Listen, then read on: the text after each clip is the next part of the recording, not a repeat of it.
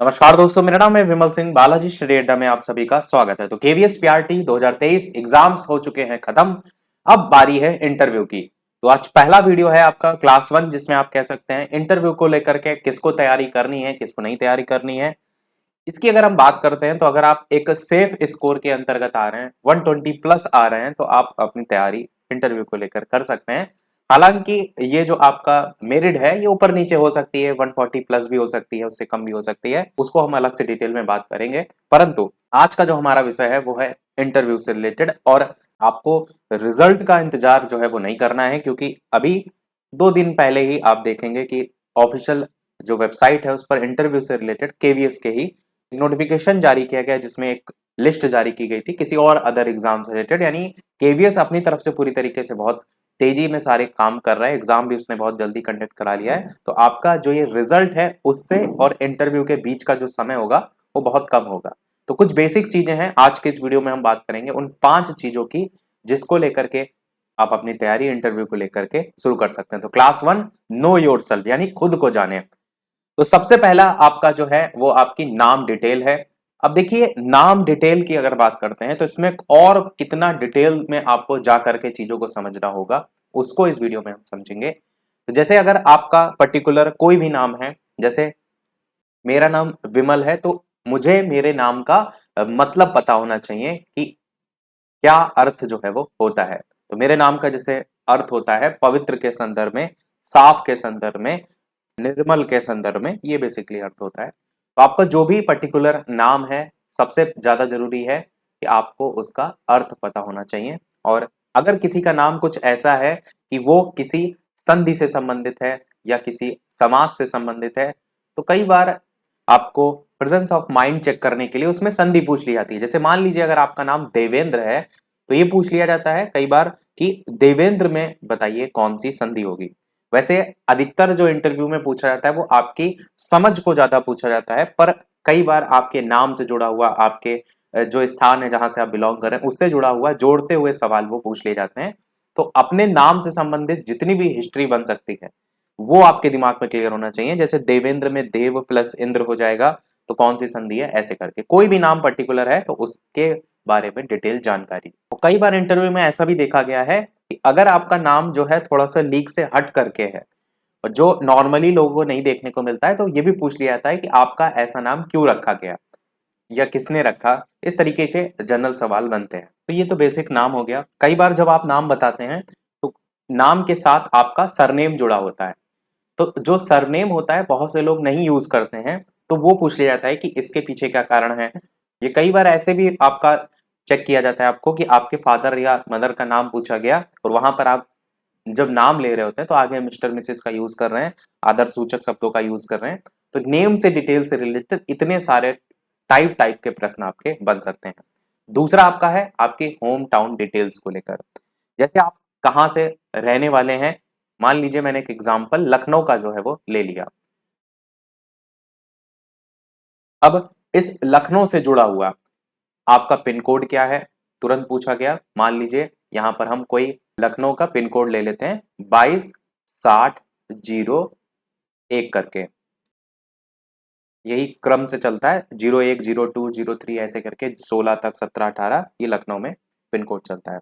तो इस pin code के संदर्भ में ही क्वेश्चन बन सकते हैं। तुरंत आपसे पूछा जा सकता है कि पिन कोड में क्या इसकी फुल फॉर्म होती है। तो पोस्टल इंडेक्स नंबर, ये इसकी फुल फॉर्म होती है।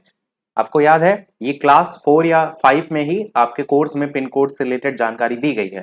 तो वो टीचर, आप पीआरटी का बनने जा रहे हैं तो जो इंटरव्यूअर है वो भी यही आपसे एक्सपेक्ट करेगा कि लगभग पीआरटी लेवल की चीजें आपको तो आती होंगी। तो वो इसलिए इससे रिलेटेड ज्यादा इंफॉर्मेशन आपसे ये पूछ सकता है कि इसमें जो कोड होते हैं वो किस तरीके से डिवाइड होते हैं। जैसे ये आपका जोन को दर्शाता है, पहला जो नंबर होता है। दूसरा जो नंबर होता है इसमें वो आपका सब जोन को जो है वो दर्शाता है।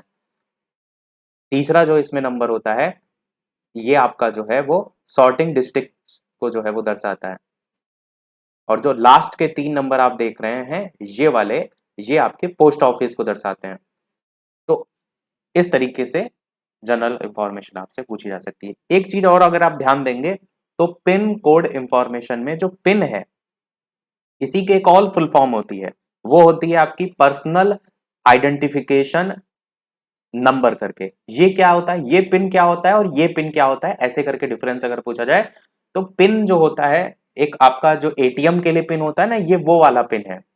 अगर आपसे पूछ लेगा इन दोनों में क्या डिफरेंस है, तो ये पिन वो वाला होता है जो पर्सनल आइडेंटिफिकेशन यानी जो एटीएम कार्ड का पिन होता है उससे रिलेटेड, और ये आपका पिन कोड एरिया से।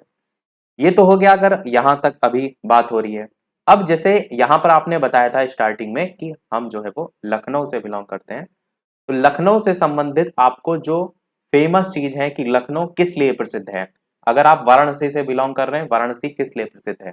अगर आप यूपी के बाहर जा रहे हैं, हैदराबाद है, दिल्ली है, इस तरीके से पर्टिकुलर जो भी डिस्ट्रिक्ट से आप बिलोंग कर रहे हैं वो किस लिए जो है वो आपका प्रसिद्ध है, ये आपका प्राइमरी क्वेश्चन के तौर पर जो है वो बन जाता है। जैसे लखनऊ आपका चिकनकारी के लिए जो है वो प्रसिद्ध है, तो इस तरीके से आप बता सकते हैं।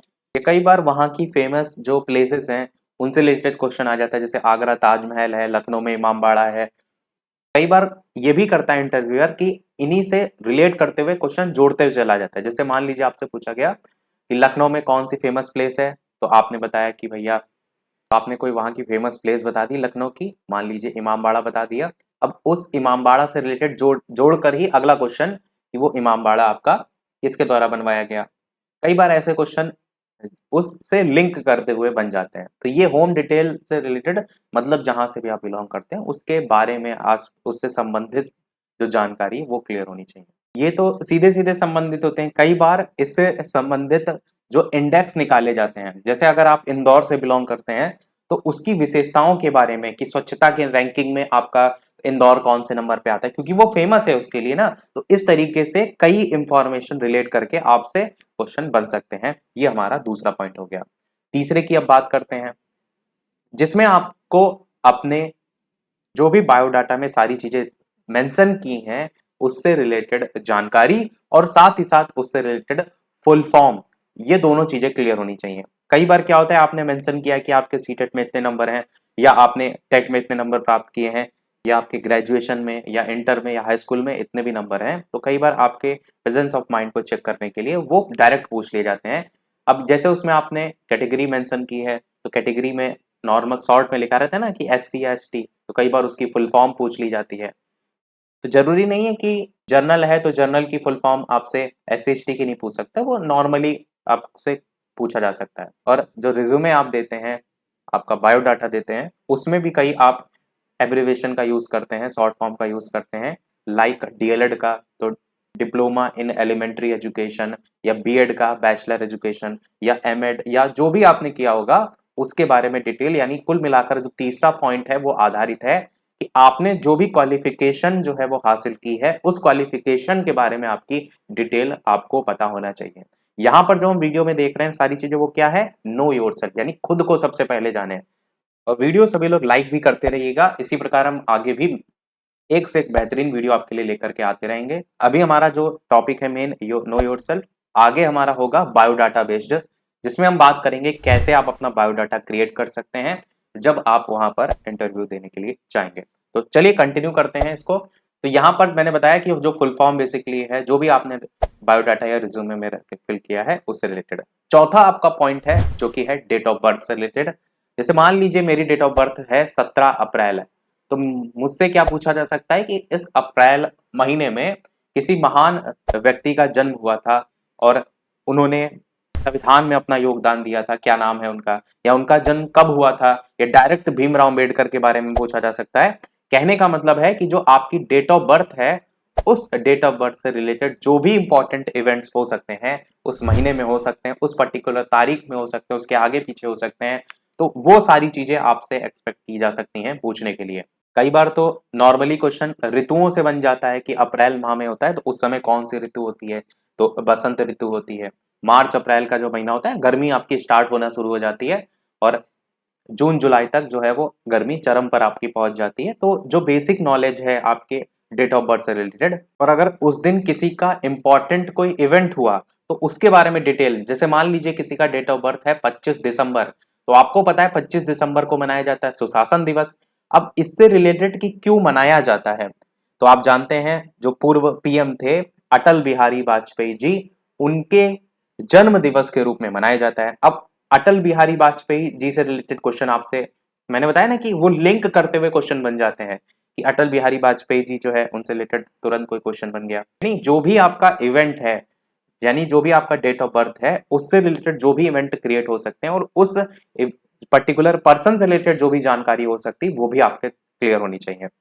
लास्ट पॉइंट की बात करते हैं, और यदि यहाँ पर कोई पॉइंट रह गया हो, छूट गया हो, या आपका कोई सजेशन हो, कोई सुझाव हो, तो कमेंट में अवश्य बता दीजिएगा, ताकि जो और छात्र हैं उनको आपके कमेंट से हेल्प मिल जाए। बाकी मैंने पूरी कोशिश की है कि इसमें सारी चीजें आपकी कवर हो जाएं। लास्ट आपका है योर हॉबी एंड वीकनेस करके। आपको ये पता होना चाहिए कि आप में क्या वो खासियत है जो आपको दूसरों से अलग बनाती है, या मैं अगर आपको उससे रिलेटेड कोई जानकारी पूछूं तो आप आसानी से बता ले जाएं। जैसे किसी की हॉबी क्रिकेट से रिलेटेड है, तो क्रिकेट से रिलेटेड कितनी भी उनसे कोई जानकारी पूछ ली जाए वो आसानी से बता ले जाएंगे। तो वो खुद से आपको डिसाइड करना है। और हॉबी वैसी नहीं बतानी कि मैं उल्टा सर के बल खड़ा हो जाता हूँ, या कई बार नॉर्मल आप बता सकते हैं, जैसे आपको कुकिंग का शौक है, बेकिंग है, गार्डनिंग का बहुत से लोगों को शौक होता है, म्यूजिक सुनने का बहुत शौक होता है, या फिर घर में वर्क करना शौक है। मतलब अलग अलग शौक हो सकते हैं, बेसिकली ऐसा जो भी आपको जिस पर आपकी कमांड होनी चाहिए। वीकनेस की सबसे इंपॉर्टेंट पॉइंट ये है कि जो भी यहाँ पर आप वीकनेस बताएंगे वो वीकनेस नहीं होनी चाहिए, और आप ऐसे भी नहीं कह सकते कि मेरी कोई वीकनेस ही नहीं है, क्योंकि हर व्यक्ति में कोई ना कोई खामी होती है, भले वो पॉजिटिव सेंस में ही क्यों ना हो। ध्यान से समझिएगा कि आपको ये नहीं कभी कहना है कि मेरे में कोई वीकनेस नहीं है, आपको ऐसी वीकनेस को सेलेक्ट करना है जो कि एक पॉजिटिव सेंस दे। जैसे कि यार एक एग्जांपल की बात करें कि मैं बोर बहुत जल्दी हो जाता हूं, मुझे मतलब नई नई चीजें करने का बहुत शौक है, क्रिएटिव माइंड मेरा बहुत ज्यादा है। मतलब मैंने उस चीज को एक पॉजिटिव सेंस दे दिया कि मैं बोर बहुत ज्यादा था हूं, पर उसी को क्या जोड़ दिया कि किस लिए, क्योंकि मुझे कुछ नया करने की आदत है, क्रिएटिव माइंड मेरा बहुत ज्यादा है, इस तरीके से। या फिर बहुत से लोग साए यानी शर्माने से संबंधित जो है आपका वीकनेस में लिख देते हैं। कहने का मतलब आप समझ गए होंगे। मेरा कहने का मतलब यहाँ पर सीधे सा ये है कि आप जो भी बता रहे हैं वो ऐसा भी ना लगे कि कोई रटी रटाई चीज है, ऐसा फील आना चाहिए कि जो आप बता रहे हैं वो सत्य है, क्योंकि सामने जो इंटरव्यू ले रहा है वो आपसे ज्यादा जानकार है, उसको पता है कि कब आप वहां पर नॉर्मल चीज बता रहे हैं और कब आप एक रटी रटाई चीज बता रहे हैं। तो इस तरीके से आप चीजों का चुनाव कर सकते हैं। तो सारी चीजें हमने बता दी। उम्मीद करते हैं इस वीडियो से आपको हेल्प मिलेगी अपने इंटरव्यू को कैसे हम एक दिशा प्रदान करें और कैसे चीजों में स्टार्ट करें, क्या तैयारी करें उसको लेकर के। यदि आपको कोई सुझाव हो तो वीडियो के मेन कमेंट में अवश्य बताइएगा। यदि वीडियो पसंद आया हो तो लाइक जरूर कीजिएगा और लोगों के साथ शेयर जरूर कीजिएगा। मिलते हैं अगले वीडियो में, तब तक के लिए सभी को नमस्कार, जय हिंद।